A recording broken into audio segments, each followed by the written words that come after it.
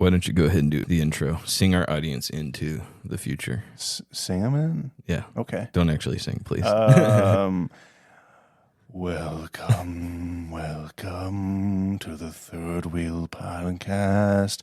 I am joined by Caleb, and they call me Shaps. That is terrifying. Do that again. Well, guys, welcome back. Today, I think Shaps is ready to guide us into the future, as I spoke earlier. So let's hear it. Shaps, what you got planned for us today? Whoa, wait, hold on. He wants to do a joke again.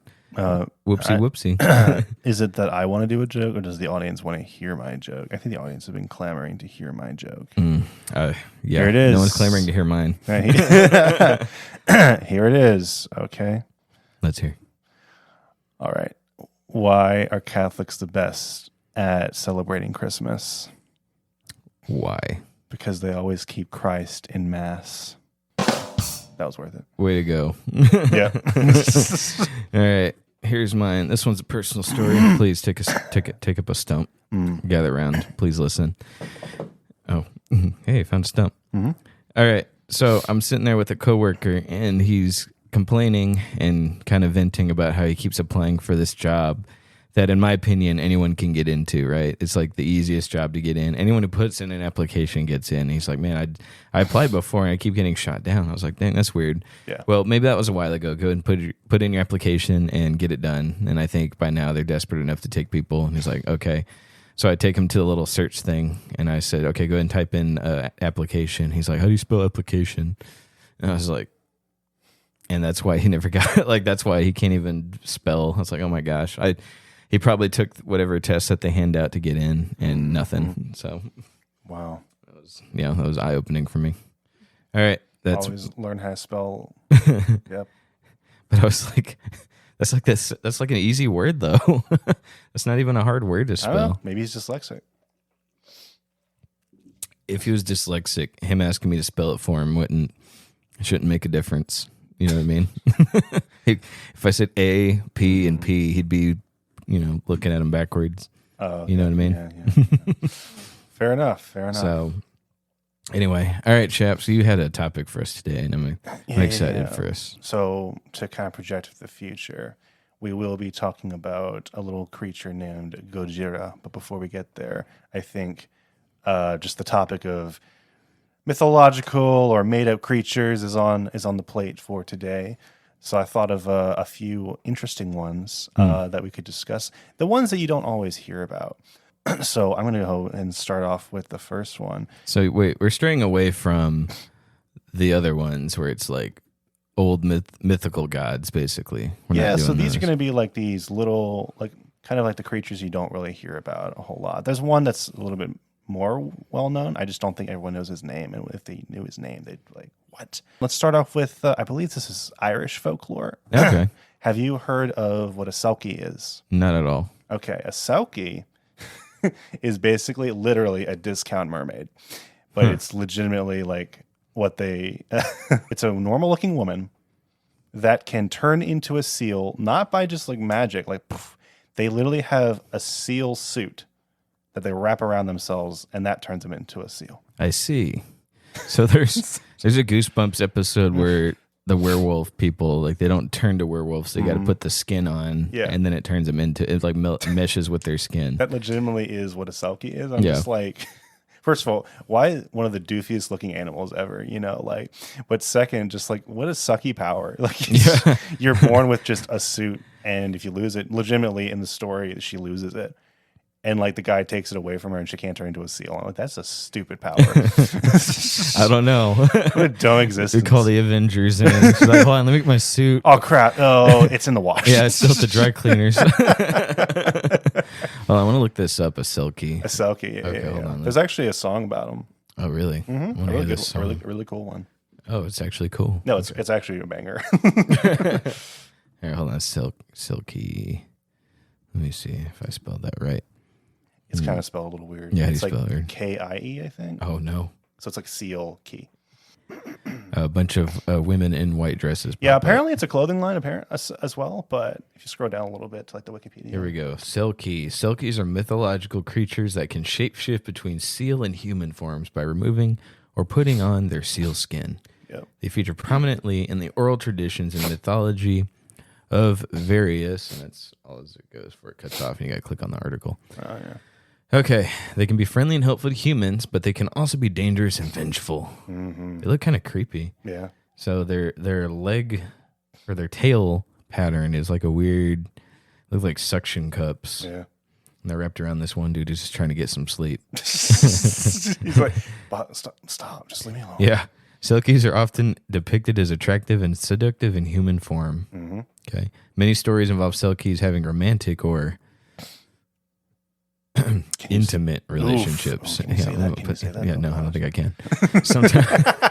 Sometimes resulting in children. Those poor kids. Yes. So the story that at least I read about. So the song is based off the story. The story is like this guy, this sailor, finds a Selkie just like chilling on the beach. Yeah. And he's like, "Yo, you're hot. Be my wife." And she's like, "Nah." And then she leaves.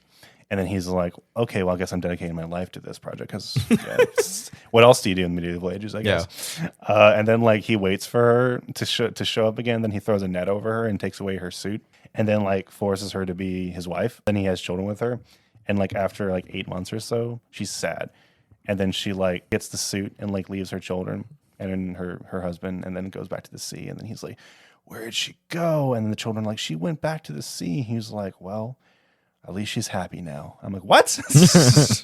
In the song, he literally dies at the end. He basically throws himself over the cliff to be with her. I'm like, that's a much better ending. Yeah, I was gonna say, he's like he's simping to the very end. But it was just a weird, interesting take on the mermaid, I guess. Yeah, I say Selkies can also be coerced or tricked into marrying humans. Yep. Usually by someone who steals and hides their seal skin. So I picture she's like, "No, I'm not interested," and then she's like, "But I'm gonna leave this here. Don't touch it." Don't touch it. like swims away. And then he's like,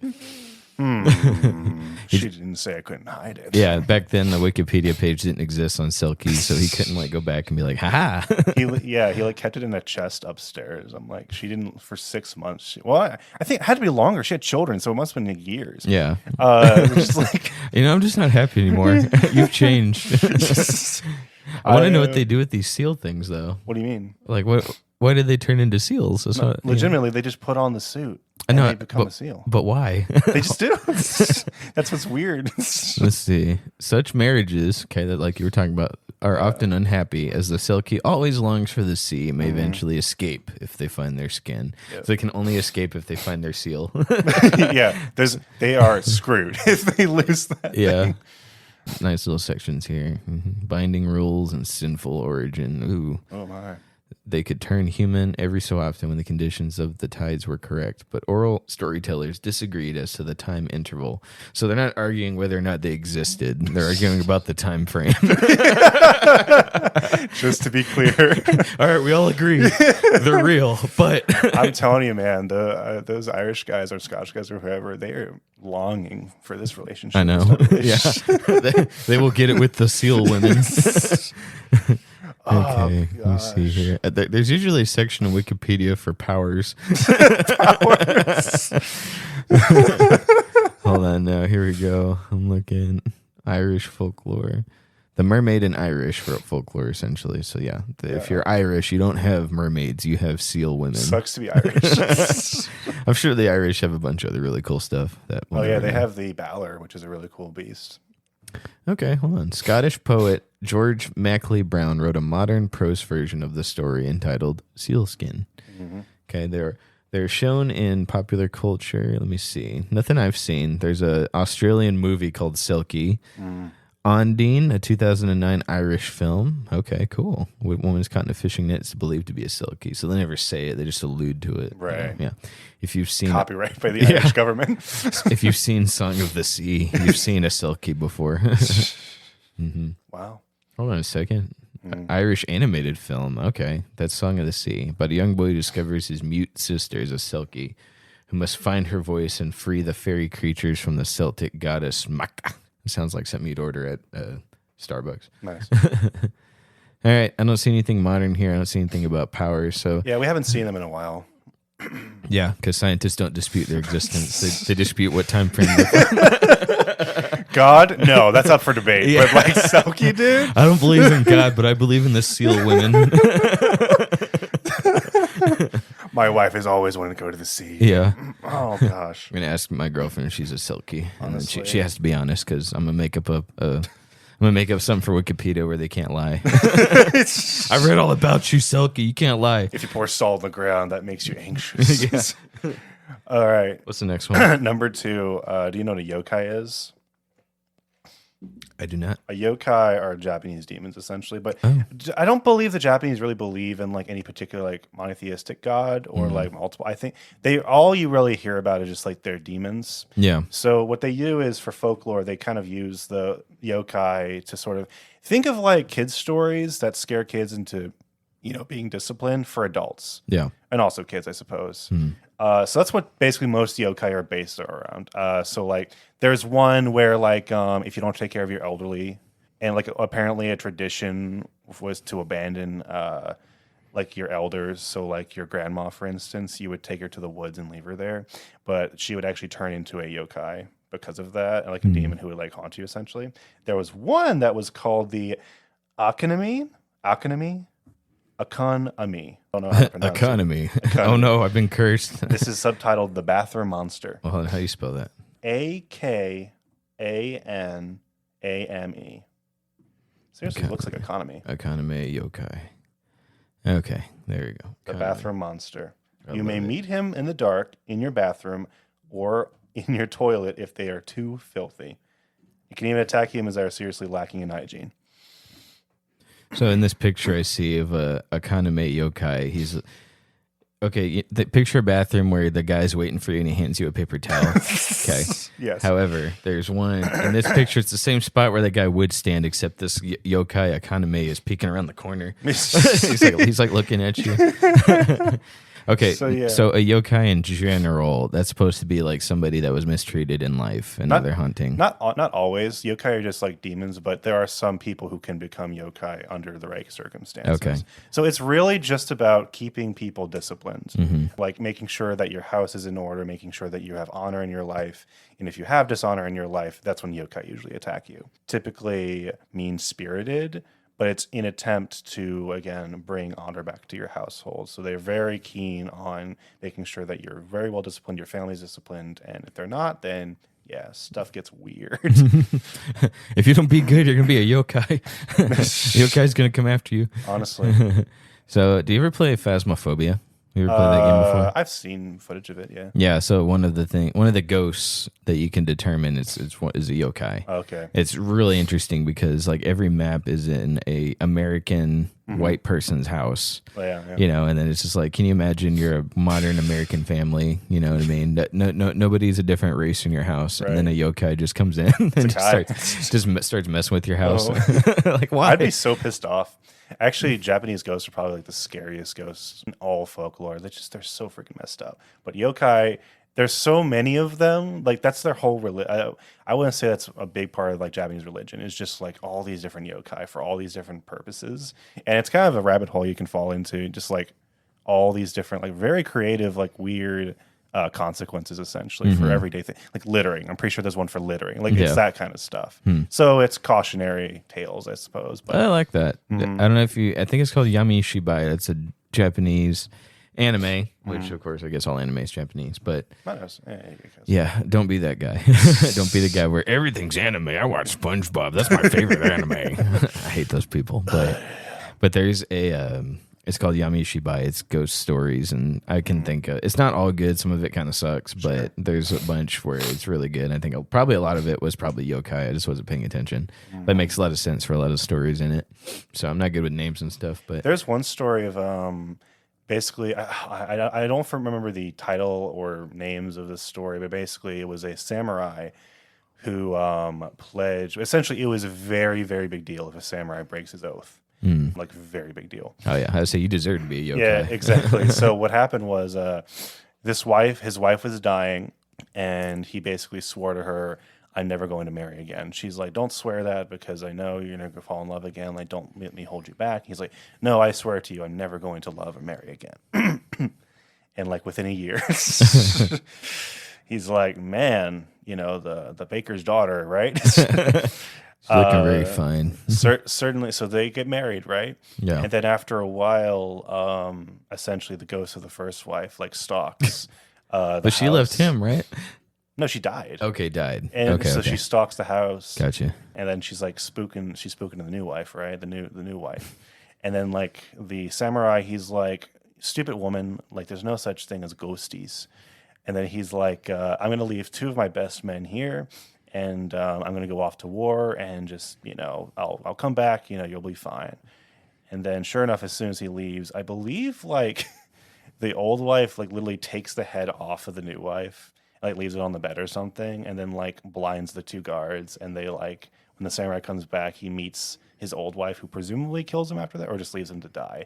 And she's basically like, you dishonorable samurai, you. I'm just like, gosh darn it, man. Like, wasn't that hard. Like all you had to do is say no. Like I'm not like all I had to do is move on. You didn't have to be all honorable to someone who's going to die in 5 seconds. Just like admit it. You're a man. I'm going to marry again. Yeah. She was even telling you that, right? Yeah. So lots of fun stories like that. The third, this is a little interesting of a subject because there's a lot of people who still believe this today. I was going to say, don't move on to the next one because I looked up the economy on Wikipedia and I got some stories for this one. What powers does he have? Dude, you're not ready for this power. Go for no, it. so these beings presumably, this is before we even start the Wikipedia page. This is like, I don't know, this line is so out of place in the Wikipedia article. It's like at the top. Yeah. It's like the name and then right underneath it. Controversy. These beings presumably lick the filth and scum that's collected in bathtubs and bathrooms. Oh, they're useful then. Yeah, I was about to say, so I wish I had a yokai in my bathroom. He'd just clean up after me. He's like, he just pops out from my, are you done, master?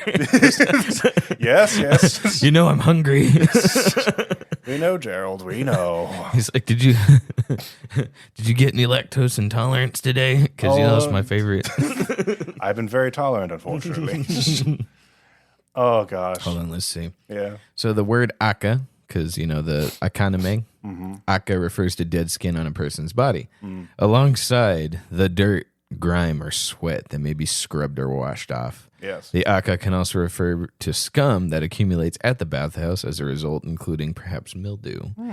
Okay, so the mildew as well. Like if your place is like, if you have a really steamy shower, like he's like ready to go. Like, well, it says he attacks people, so like I want to see where like what causes him to attack someone. well, let's get there. Let's see. There's speculation whether aka alludes to impurities or defilements of the soul or negative thoughts known in Buddhism. And the yokai may serve as a warning not to be so preoccupied with such thoughts and to be derelict in the chores of cleansing the bath of such filth. Another speculation is a possible connection to the sacred water as offering in Buddhism, used as offering in Buddhism, known as aka, water, or Sanskrit. So, all right, in the Edo period, let's see. Well, it doesn't really say. In literature about yokai from the periods of Showa, Heisei, and beyond, akaname and akenburi were interpreted the same way as above. These interpretations state that the akaname is a yokai that lives in old bathhouses and dilapidated buildings, that would sneak into places at night when people are asleep, using its long tongue to lick the filth and grime sticking to bath places and bathtubs. It does not do anything other than lick filth, but since yokai were considered unsettling to encounter, it said that people worked hard to ensure the bath places and bathtubs are washed clean, so the akaname wouldn't come. What? Oh, that is such a difference in our cultures. Yeah, absolutely. I'd welcome the akaname yokai in here. I'd be like, oh no, he's cleaning my bathroom. I guess the idea is that it'd be very dishonorable to know that a yokai has to clean your bathroom and you can't even clean your own. That's probably the idea. But like it's like it's the same way that people say don't leave that out, you'll attract ants. He'll probably eat the ants. Yeah. I say it's like it's not the ants I'm worried. Like we get a Japanese guy on our show and he's like, "Is your bathroom clean?" I was like, "Why? Don't worry about it. We don't have ants here." He's like, "It's not the ants." You look over. Oh no! Well, that's Jerry over there. No. Oh, you mean Jerry? No, Jerry's cool. He cleans the bathroom for me. He's on the podcast now. All right, so yeah. Oh gosh, that's funny. That is pretty funny. So it's like, I love that. it's not the dang ants, it's the yokai I'm worried about. Of course, particularly the economy variety. All right, there are some yokai that will just straight up murder or mutilate you, but like there's some that are just like they're just chilling. Can you imagine? I'm sure there's a ton of other yokai that you just don't, in Japan, you don't want them in your house, right? Sure. So it's like you got the Akaname and you got all these other ones that are like, this one will lick your bathroom clean. This one will sleep in your bed. This one will hide under your bed and listen to you sleep. This one hides in your closet. And you're like, why do you have so many yokai in your house? I'm lazy, bro. I'm sorry. Gosh, got laid off, Yeah. There is one, I forgot the name. It's a very famous one that's literally just an umbrella with a human eye and 1 foot, one human foot. That is terrifying. It bounces around. It doesn't do much. It just tricks you. Like it just does it pulls practical jokes and stuff. But like, and apparently what I looked up, there's no way to like summon it or it just appears. Yeah. And people are just scared of it. But like legitimately all it does is just pull pranks and stuff and it just bounces around all day. I'm like, man, don't you kind of want to live in a world where there's just like, I don't think I do. I think the option to end it sooner would have been a lot more viable had I noticed all these things yokai running around. I don't think I would have been happy. You're like, God, yeah, I love you, love the world you create, but what was with like, yeah, what's up with all these yokai running around? I'm not a fan. Like I thought I grabbed my umbrella today, and it turns out no. Oh, here they're called Karakasa. All right, hold on. I'm pulling this one up. Karakasa. You're gonna have to spell this one for me. So it's Karakasa. Karakasa. Let's see here. Kasa Obaki?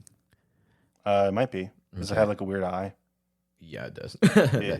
I like this picture. Oh, look, they got a figure of the Kasa Obaki from the 1968 film. Ooh, Yokai Monsters, 100 Monsters. So someone did a movie with 100 monsters, I bet. All right, I guess we're watching that later. Yeah, it sounds kind of cool. All right, so picture a long leg like you see in A Christmas Story. Okay, but then it connects to an umbrella with an eyeball.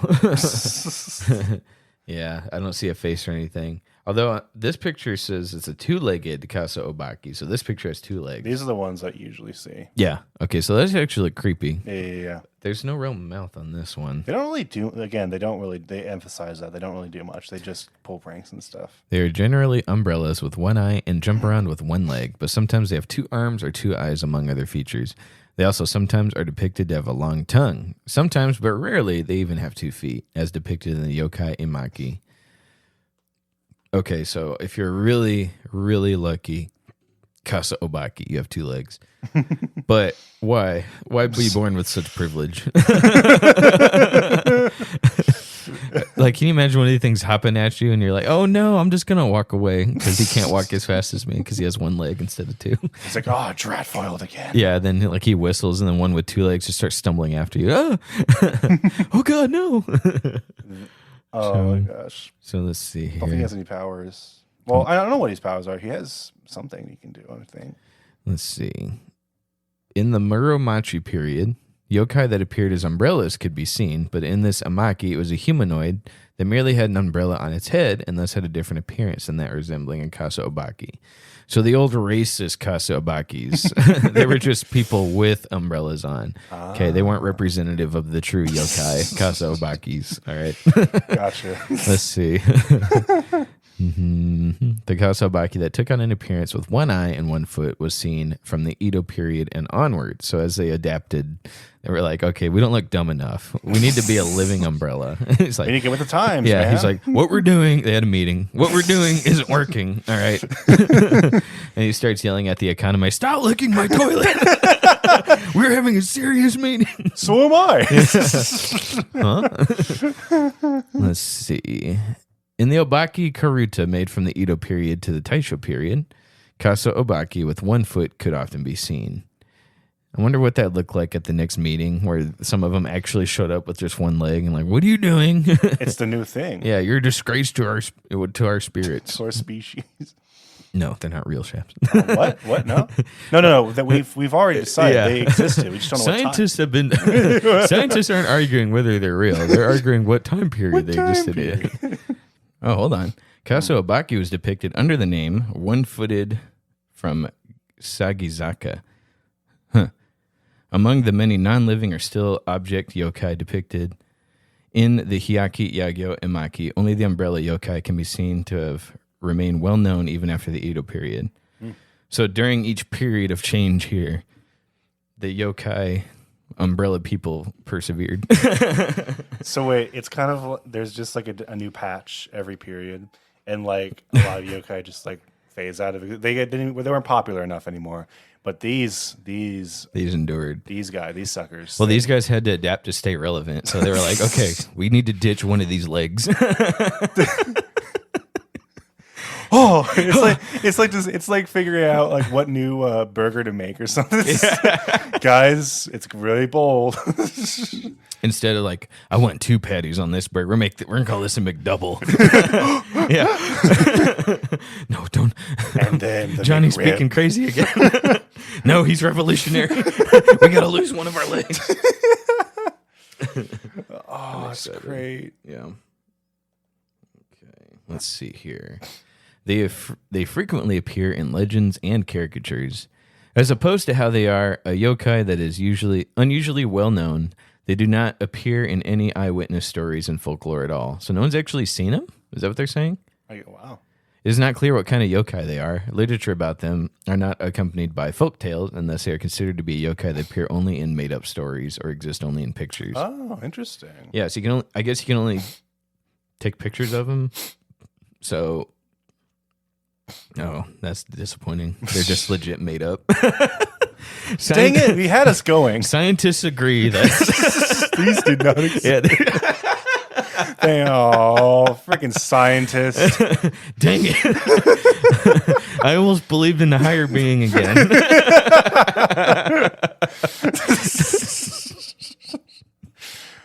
Wow. One possibility is that this guy's got a really long Japanese name.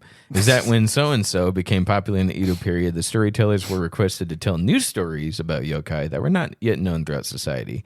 And thus they were a yokai created by individuals. And some man was like, we're out of ghost stories to tell. I need you to make one up. Wait, put a googly eye on that umbrella. Yeah. Oh, my God. No, the guy's like, I need an idea. And then one guy comes in. For some reason, he was hopping in, and he put his umbrella down. But that's so weird because they truly believe in other yokai. Yeah. So it's like, what? Well, they believe in the toilet one. Maybe someone cleaned someone's toilet for them, and then they came back in. Oh my gosh, the yokai. Demon. Yeah, the demon people. There is one more that's actually really, really creepy. And this is your third one, or is there another one that add on to the... There's another one after that. Okay, cool. Awesome. I want to hear more. This one is a umibuza. Hold on a sec. Umibuza. How do you type this out? UMIBOZU, or umibuzu. That is beautiful. So this one's actually really scary. Okay, so the picture is actually really creepy. Yeah. So go ahead. These creatures essentially... think of like the Kraken, like a mythological, just like sea creature that makes sailors go missing. Mm-hmm. These guys are like colossal humanoid beings that are completely covered in shadow, like huge, like enormous, like kaiju sized, that just either will stare at you from a distance or will just straight up just destroy your ship for no reason. But like they stalk you too in the sea, like the middle of the sea, where it's like, usually in storms, I believe, where it's like completely hard to make out. Really hard to make out what's going on. I'm just like, gosh, that kind of stuff, is really scary. Like the unknown, just like in the sea specifically. Like for there to be, just like a creepy dude poking out, but almost like, like Cthulhu, for instance. Right. Just like these colossal beings that just there's no way they could hide. Yeah. But like they somehow manage to. It's really cool. But, I don't want to be a weeb, like a weeaboo. Okay. The people obsessed with Japanese stuff, like they're nerds. Yeah. But this one almost makes me want to be a weeb. I ain't gonna lie to you. Like, this is really creepy. This is the coolest one I know. This is terrifying. Because, like, in the picture I'm looking at, it's literally a humanoid shadow, but the shadow's the eyes open up. Yep. And I'm just picturing, like, you're sailing, and then this dude pops up and just opens his eyes, and you're like, yeah. hello?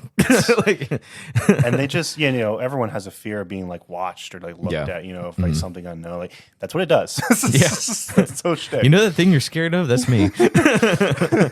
Well, see, that's the thing though, is like people are already scared of underwater. Oh, yeah. Like me especially, like because there's so much underwater that's just unknown and you don't know. Yeah. And this plays into those fears like 1 billion %, where this just giant silhouette with eyeballs just looks at you. And it shows up in a storm where you're already so vulnerable. Yeah. Like you're already scared about falling over into the water. Yeah. And then boom. I feel like if this thing showed up, when Jesus is rocking the boat in the storm, you'd be like, okay, you know what? Like, let's park the boat all the way over there. I forgot I made this thing. Yeah. Oh, hold on. Let's see here. Okay. Little is known of the origin of the umibozu. I probably said it wrong. I apologize to all our Japanese viewers. And all our Japanese audience. I apologize in advance, right?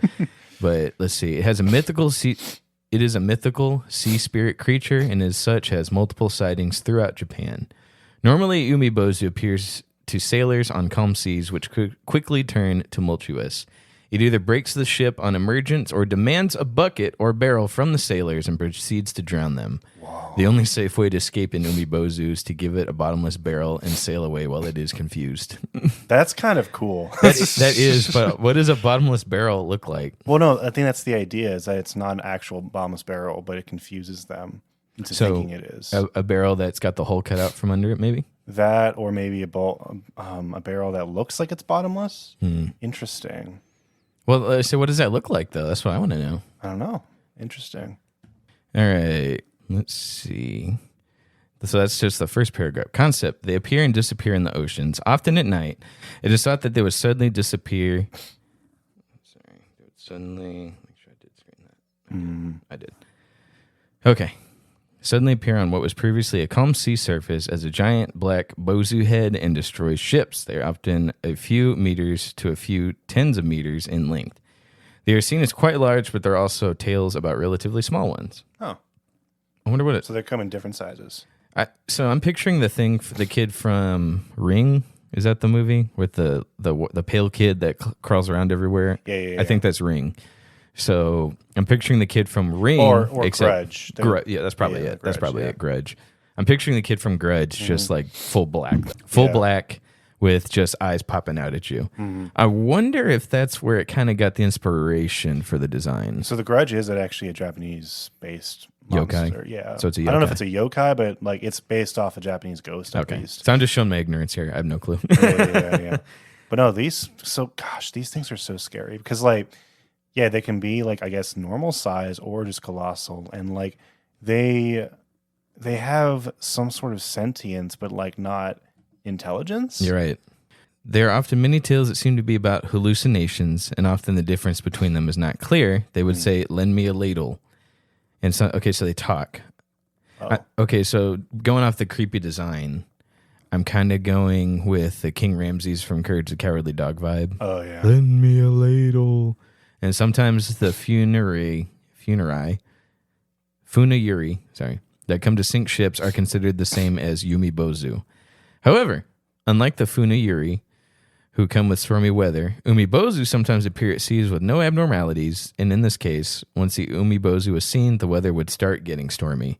So when you see it, you're like, is that what I think it is? And then the boat starts rocking. And then the boss music starts. You see the health bar in the sky? Oh, no.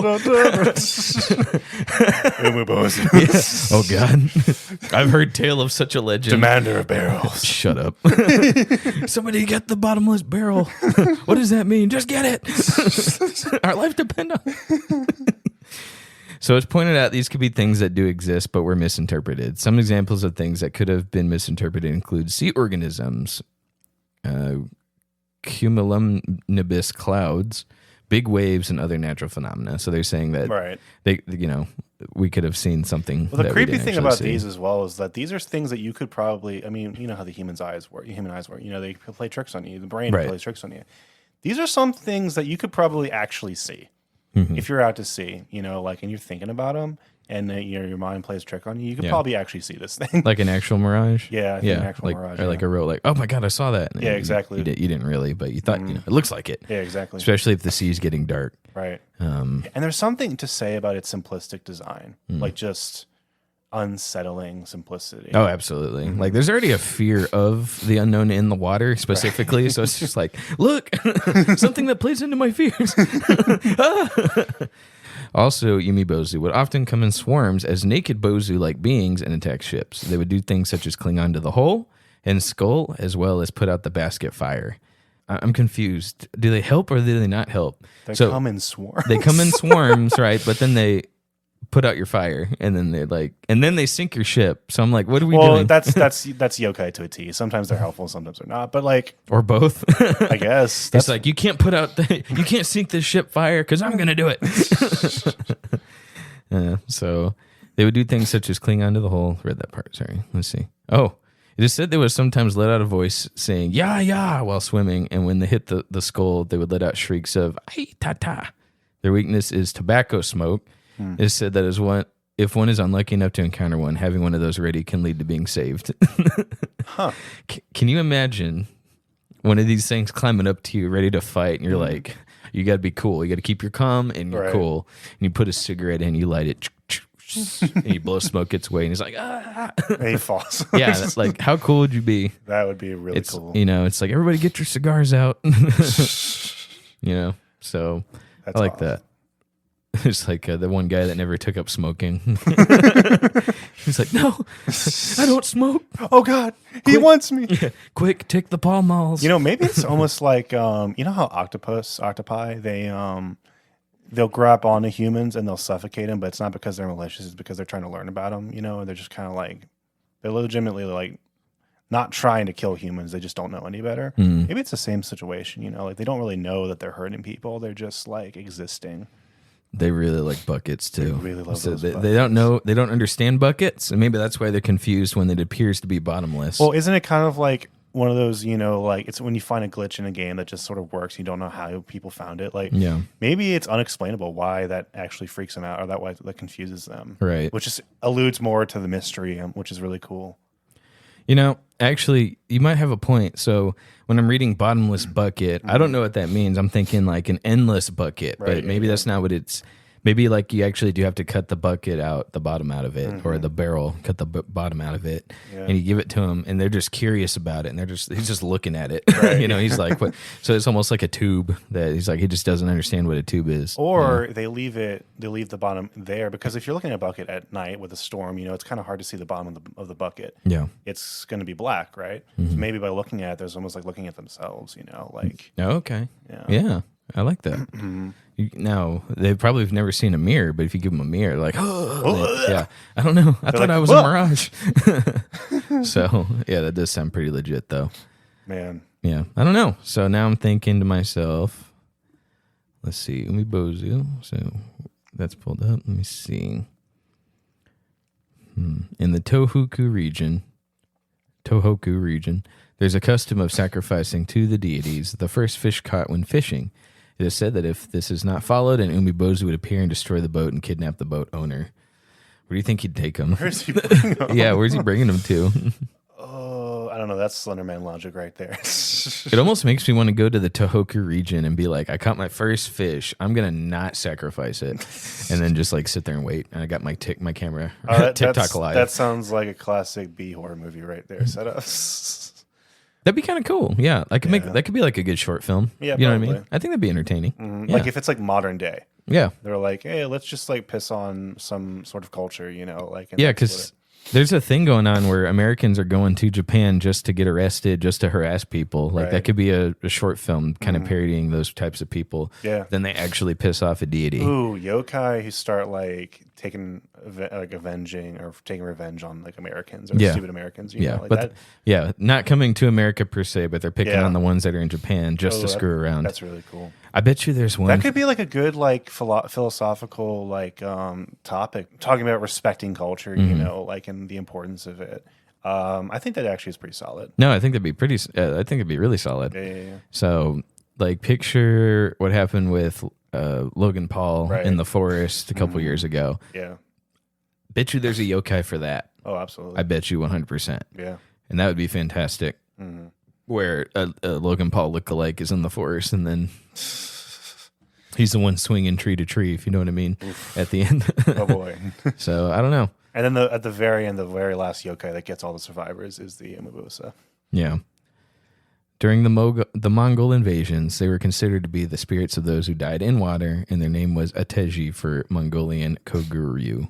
Wow. Sorry, throwing out all these weird names. Let's see. Trying to see if there's anything. Let's see. In the Kyotawa district, Ehime prefecture, the sea would become white at night, and a shirami, also called the shirami urine, would come swimming, and fishers would call these idiots. However, it is said that if they hear idiot, they'd get angry and cling onto the skull and give them a bad time. So yeah, sometimes they're just petty. Like, you call me dumb? I'm going to hold on to your boat. Yeah, I mean, this one's kind of creepy. So it's the Yumibozu from a different, I'm not even going to try to pronounce that dynasty or whatever, that era. But in that era, it's just like a big snake with, again, the big creepy eyes, but it's more so like a big Loch Ness monster type looking thing. So, they got some in classic literature. That's kind of cool. Let's see. Recent sightings. Hold on. In April 1971, off the coast of Anagawa, Oshika District, Miyagi Prefecture, a fishing boat, the 28th Konpira Maru, was traveling to New Zealand to fish for tuna. When the boat's long line was suddenly cut and a large creature surfaced from the water. It had many gray-brown wrinkles on its body and eyes that were about 15 centimeters in diameter, a collapsed nose and no mouth to be seen. Half his body was submerged in murky water, so its whole body could not be ascertained, but it was said to leave a trail. It is said that if they got ready to poke it with a harpoon, the monster disappeared into the sea. So they're getting ready to shoot it, and they're just like, oh, I'm out of here. When an officer of the research lab, I'm not going to try the name again, at branch office in Yaizu heard this account, he supposed it was most likely the fishermen were mistaking an organism, such as a fish or a whale, for a monster. In another eyewitness account, the half of its body that appeared from the water surface was about 1.5 meters, 5 feet in length. So by interfering that its whole body was several times that length, they said they'd never heard of an organism like that. Whoa. That's kind of cool. Wow. That's in 1971. That's actually not that far away. No, not at all. Well, let's see. Last thing. I'm going to check on origins one more time. Let me make sure here. The origin of the Yumibozu is unclear, as there are no stories specifically referencing what caused its creation or its first appearance. One theory about the origin of Yumibozu is that they're the spirits of dead priests who were thrown into the ocean by Japanese villagers. For some reason or another, because of their bodies have nowhere to be laid to rest, their souls inhabit the ocean and haunt it as the shape of a dark shadow. I don't know. I'm having trouble tying that to, like, now they're haunting the ocean. Why wouldn't they haunt that village as a different yokai? You know, I feel like there'd be a good yokai for a dead priest, you know? Oh, yeah, definitely. You know what I'm saying? So, and especially, like, if you threw him in the ocean just from your beach, and now he hunts the whole ocean because of that one, I just don't buy it. So Sure. I'm going to put money down that that's not right. I'm sorry, Japanese people. You know, I don't think that's quite correct. You know, I'm just not buying it. I'm no scientist or anything, but I'm having a hard time. That umbrella creature, let's do some more research on that. No, that's scientifically proven they were made up. Scientifically proven. Yep. What are you guys doing over there? How do you think they test that? That's what I want to know. Lots of umbrellas. Get the umbrella out. What do you think? What do you think their weakness is for the umbrella people? I already forgot the name. Sorry. A drought. Dumb. It's not going to rain for 6 months. No. Like, that's why you don't see any in Texas. Oh, sure enough, yeah. Yeah, like from the months of April to September, we're safe because it's not going to rain. Man, sometimes I wish I was a pothead just so I could see stuff like this, you know? Yeah. Pot doesn't make you hallucinate like that. That's unfortunate. You're going to need something a little bit stronger, buddy. All right. Give me the next one. Lay it on me. All right. So this one's pretty quick. Honestly, the really interesting thing about this is the name. So this is from Christian / like Catholic mythology. So this would be, some people actually still believe this, which is, fair enough. Are you familiar with the archangels? Yeah. God's archangels. I don't necessarily know what distinguishes an archangel from a regular angel, though. Just like the main angels, the main dudes, Okay. his like lieutenants, basically. Okay, cool. So you got Michael, Yep. you got Gabriel. Yep. Do you know who like the strongest one is called? No. Metatron. That's amazing. And he's got 6 wings. I've never read about him, or have I? Legitimately, all of them sound like really normal names. Right. And there's just one called Metatron. Archangel Metatron. 6 wings until he transforms Yes. into a truck. And I had to look this up like 50 times and be like, is that actually his name? Archangel Metatron. I'm sorry. You said this one was short. You lied to me. This is going to be the longest one. He's the archangel in Because Judaism. like The hidden angel. I think the Jewish people do believe him as well. Yeah. That's what it says. He's a Judaic angel. So that's pretty funny. I think Islam, also Christianity. Yeah, so a bunch of people believe in this dude. But how have I never heard of this thing growing up? I don't know. Like, I was homeschooled, and can you not... I don't believe in praying to idols, but I would pray to Metatron. Hold on. I bet you if I took this angel, which is real, by the way, in Jewish culture, if I went to my mother and said, Mom, I'm praying and I'm believing that Metatron's going to come... You know how hard she would have spanked me? She would have spanked me for an actually accurate angel here in Judaic. It sounds so blasphemic, but it's not. It's a real angel. One of the most powerful archangels, acting as a celestial scribe to the Book of Life. He keeps the freaking Book of Life. So he's the one who's in charge of whose name gets in it. Yeah. How much do you think it costs? How did everyone skip that? Like, how much do you think it would cost to pay him off and get your name on there? Metatron? Yeah. Oh, Metatron bends the knee to no one. I bend my knee to no one's wallet. He looks freaking awesome. Well, not the picture I'm looking at. Oh, you get the weird ones. I'm looking at the one with the 6 wings. I'm looking at one. There's this guy. He's wearing a weird hat that looks like a boat, or actually one you'd find at Steak and Shake, right? And then he's got like 2 wings, and he's holding a blue... Is that a drink? Like, what's he doing? What are you doing, Metatron? Let's see. Yeah, I can't. These are harder to pronounce names than the Japanese ones. Wow. All right, Metatron is an angel in Judaism, Christianity, and Islam, mentioned 3 times in the Talmud, in a few brief passages in the Agadah, and in mystical Kabbalistic texts with rabbinic literature. Rabbinic. The figure forms one of the traces of the presence of the dualist proclivities in the otherwise monotheistic visions of both the Tanakh and later Christian doctrine. In the Jewish Kabbalic tradition, he is sometimes portrayed as serving as the celestial scribe. The name Metatron is not mentioned in the Torah or the Bible, probably for obvious reasons. Gee. And how the name originated is a matter of debate.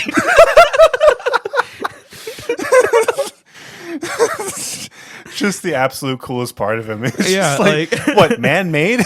No, Metatron is real. Do you think God would hold it against us if I added Metatron to my prayers? If I said, Lord, if you send Metatron to protect me as I sleep tonight, like, is that a blasphemy prayer or is that a real prayer? I don't know. That's what's so weird about it. Like, everyone's debating why his name is Metatron. Like, the part of him, like that part of like Christian beliefs or Judaism beliefs, that falls in the same category as like the first woman. What was her name? Layla or something? Basically, there's just a whole bunch of like stuff that's not in the Bible that like somehow managed to become like common knowledge, at least to some people. Which is, take it or leave it, whether you believe it or not. I don't know how they come to some conclusions for this, but like, so it's one of those things where it's like, it actually could be real, but probably not, but it could be real. But like, again, why have I've like, my mom was Catholic, and I went to a Catholic school for like a little bit. How have I never, ever heard of this one? Like, never. You always hear about Gabriel. Yeah. And Michael and Metatron. Lord Metatron. Keep keep off the scribe. I wonder what his lackey would be titled. Like, what's a good Starscream? Well, that says star in it, probably. Yeah. Star of David Scream? No. Don. No. What do they title Satan? Like Dawn Star, something like that. Dawn Scream. I don't know, because like in the Bible, when he says like Lucifer, you morning star, something like that. I forget. think Morning Star. That must be it. But that's just like, I'm trying to think of a good name for his lackey. But he's not evil. He's one of the good guys. It's weird. And Metatron's meta as well. Like, he's very self-aware of his name. Legitimately, I was reading about this stuff, like ageology or whatever it's called, the other day, and like I almost fell on my seat. I was like, why is it's so different than everything else ever in the Bible or like the mythology or whatever? There's Adam, there's Eve, and then like, Moses, Lucifer, Metatron. And then like I'm imagining all the archangels who are like, we all know you're awesome. You don't have to like Did you give yourself that name? Who invited Metatron to the meeting? Like in the book of Job, like I picture in Job whenever the devil's arguing with God, like Metatron's there, but he just like he chose to have his name expunged from the records. It reminds me of that. It reminds me of that robot chicken of like these Transformers who make it to Earth, and they're like, "What should we call ourselves?" I'll be Jazz because I like music. I'll be Bumblebee because I look like a bumblebee. And Optimus Prime's like, "I will be Optimus Prime." And they're like, "Huh." All right, dude. I got to figure out what he does. Let's see. Okay, so they think his name came from like, okay, people are speculating. Nobody knows. All right. Numerous etymologies have proposed to account for the name Metatron, but there is no consensus and its precise origin is unknown. Some scholars, such as Philip Alexander, believe that if the name Metatron originated in Hekalahat Merkabah texts, such as the Third Enoch, so some of the non-canon books of the Bible, then it may have been a magic word like Adiran or Dapderprion. So magic word. You're still keeping the Iran part. Like, legitimately. This is so weird. Like no other Bible name has this. Nope. Do you think someone was reading Enoch and they were really on board? And it's like, and then Metatron appeared. He's like, I'm gonna say no. Strike that from the record. Yeah, this one's not canon. So along the same lines, I remember. So her name's Lilith. Lilith is do you know who Lilith is? Adam's first wife, apparently. First wife, who is stricken from the records, right? Assumingly, So it's along the same lines as like that. Like one of those, like maybe not. I'm gonna be very disappointed if this. I don't care if all that other extra stuff isn't canon or is real or whatever, But like, I just want Metatron. I just want Metatron to be real. Oh, that's the only part of Enoch I consider canon. I'm trying to figure out what he does. I don't see anything on what he actually. Well, there's a ton of stuff. I just don't have time to read it. Sure. There talks about him in paradise, right? Seeing Metatron sitting down, an action that is not done in the presence of God. Okay. He looks to Metatron as a deity and says, heretically, perhaps there are, God forbid, two powers in heaven. Ooh. Okay, so this guy looked at Metatron and was like, oh man, like there's God, and then next door, one house over, Metatron. That's the thing. It's not that just he has a really cool name. He's also one of the most powerful beings in all of heaven. The rabbis explain that Metatron had permission to sit because of his function as a heavenly scribe. So he has to sit down and write this stuff out. He gets to sit. Wow. Okay. The Talmud states that it was proved to Elisha that Metatron could not be a second deity by the fact that Metatron received 60 strokes with fiery rods to demonstrate that Metatron was not a god but an angel and could be punished. So Elijah was like, "Oh my gosh!" He had to prove that he wasn't that awesome. Because he's like, I look cool, but I'm actually very mortal. I can't believe the names Elijah and Metatron in the same sentence. Yeah, like it's normal. Oh yeah, totally normal. Let's see. In Sanhedrin 38b, one of the Mininim tells Rabbi Edith that Metatron should be worshipped because he has a name like his master. Rabbi Edith uses the name passage Exodus 23:21 to show that Metatron was an angel and not a deity, and thus should not be worshipped. Furthermore, as an angel, Metatron has no power to pardon transgressions, nor was he to be received even as a messenger of forgiveness. Wow. So What it sounds like, and I'm reading a tiny paragraph, Sure. so I apologize, Metatron, for disrespecting you and your lore. Okay, but it looks like just based on how he looks, anytime he showed up in the Bible, people were like, "Oh my gosh, like this is God!" Like I'm looking at God. And he had to remind them. He had to show them that, like What- I am just an What angel, a guys. freaking boss! Yeah. You have to remind everyone Yeah. that you're not God. That's how cool you look. Yeah, because like you think about when Gabriel showed up to people and I was like, "Oh my Lord," he's like, "Oh, don't bow to me." Okay, like I'm not God. Like, but Metatron, he's like, "Don't bow to me. I'm not God." And it's like, "We don't believe you." And they're bowing. It's like, "Watch this." He's getting whipped. He had to prove, like Gabriel was able to say, "I'm not God," and everyone was like, "Okay, Oh, yeah, makes sense. that's fine." But Metatron, they're like, "I don't believe you, Metatron. I worship you." Let's see. The Talmud hypothesizes as to how God spends his day. It is suggested that in the fourth quarter of the day, God sits and instructs the school children, while in the preceding 3 quarters, Metatron may take God's place, or God may do this among other tasks. Yevamot 16b, records and utterance. I have been young, also I've been old, found in Psalms 37:25. The Talmud here attributes this utterance to be the chief angel and prince of the world, whom the rabbinic tradition identifies as Metatron. So a lot of people have just been handing out Metatron stuff. Like, yeah, Metatron definitely said that. Yeah, he's my uncle. He totally is like that. I have an uncle who's just like this. It's so annoying. Oh my gosh. Yeah. Okay, I'm not gonna lie to you, chefs. This was a really good rabbit hole to go down, and I feel like we could revisit it at some point. I was thinking the same thing. This Yeah. is awesome stuff. This is really good. Actually, we could probably come back to Metatron. Dude, There's a lot here, who dude. would have thunk it that like Judaistic mythology slaps? Just Yeah. Like, okay, like even Islam acknowledges him. That's how great he All is. 3 religions. Yeah. All of them know they have a common. Even though his name is nowhere in the canon. It's like that one character you want to make it in like the movie to make sure he's canon or whatnot, you know, like that never does, but it's a fan favorite. Do you think there were scholars who were like, "No, we have to include Metatron," and then like they had to take a vote? I think he was too powerful that they were just scared to put him in any text. Yeah, like if we even talk about him, we're gonna die. if we mess up a sentence, it's blasphemy, and we will be stricken down. Our names will be stricken from the record. Probably. Who knows what went on? Oh my gosh. Yeah. So yeah. All right, that was a good rabbit hole we jumped down. We only covered like 5 deities, and we didn't do Metatron any justice. He deserves a whole episode. Yeah, but he can't take repentance requests, so No. you know I can't say sorry because he's legally not allowed to hear it. Or he will whip himself. Yeah. Well, on that note, guys, I think that's a good wrap-up point for us.